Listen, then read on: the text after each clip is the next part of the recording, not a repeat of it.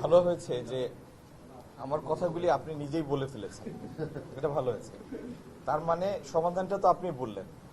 সমাধান হলো যে আমাদের শিপ রিসাইক্লিং যেই ইউনিটগুলি আছে তার প্রত্যেকটা কমপ্লায়েন্ট হতে হবে, পরিবেশ বান্ধব হতে হবে এবং আন্তর্জাতিক মান অর্জন করে এখানে ব্যবসা পরিচালনা করতে হবে।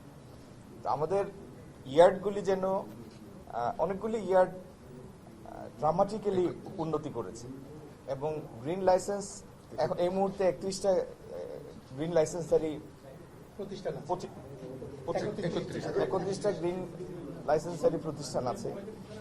আরো যারা ব্যবসা করতে চায় তাদেরকেও আমরা টেকনিক্যাল সাপোর্ট দিব, প্রয়োজনীয় সহযোগিতা দিব, কিন্তু যারা জাহাজ রিসাইক্লিং এর ব্যবসা করবেন তাদের সবাইকে কমপ্লায়েন্ট হতে হবে, গ্রিন লাইসেন্স নিতে হবে। এটি হচ্ছে প্রথম কথা।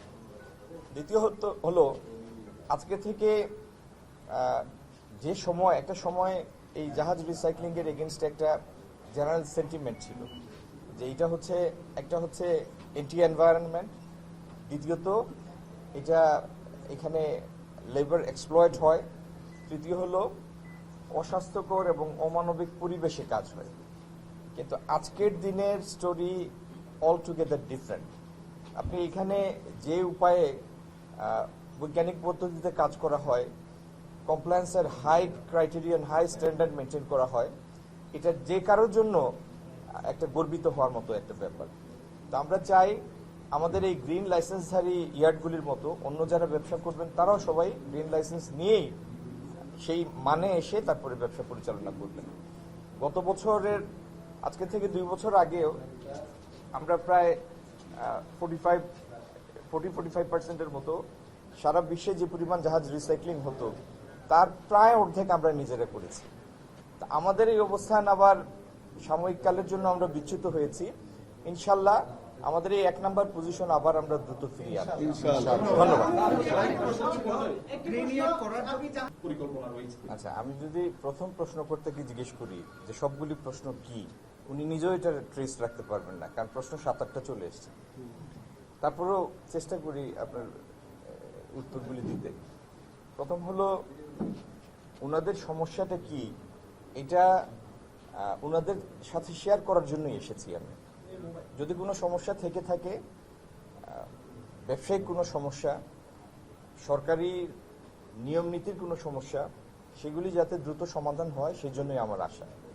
আর আইন শৃঙ্খলা জনিত কোনো ব্যাপার যদি থেকে থাকে, যদিও ওনাদের মুখ থেকে আমি শুনি নাই, আপনার থেকে শুনলাম, থেকে থাকে, আমরা সরকারের সংশ্লিষ্ট দপ্তরকে, মন্ত্রণালয়কে সেটা জানাবো, সরকার অবশ্যই ব্যবস্থা নেবে, স্থানীয় প্রশাসনকেও জানাবো।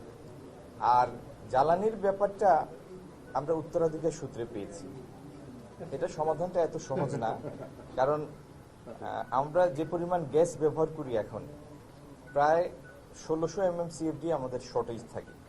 ইচ্ছা করলেও এটা নাটকীয়ভাবে বৃদ্ধি করা যাবে না, কারণ যে 2টা FSRU আছে তার একটা নির্দিষ্ট ক্ষমতা আছে এবং আরেকটা FSRU যোগ করলে এই পাইপলাইনটাও, গ্রিড লাইনটাও এক্সস্টেড হয়ে যাবে। কিন্তু তারপরেও সরকার বিভিন্ন ক্র্যাশ প্রোগ্রাম নিয়ে চিন্তা করছে, আমরা কিছু ফিজিবিলিটি স্টাডি করছি, দ্রুত কি উপায়ে অধিকতর গ্যাসের যোগান দেওয়া যায়, এগুলো নিয়ে আমরা কাজ করছি। ধন্যবাদ।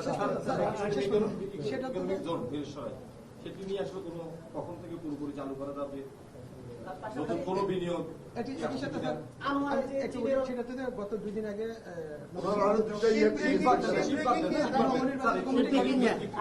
আবার কথা বলবো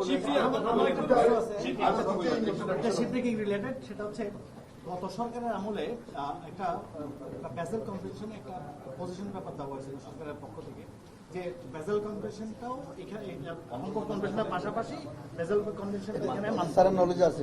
তো এই বিষয়ে ওনাদের একটা আপত্তি আছে, বিভিন্ন পক্ষ থেকে একটা আপত্তি আছে।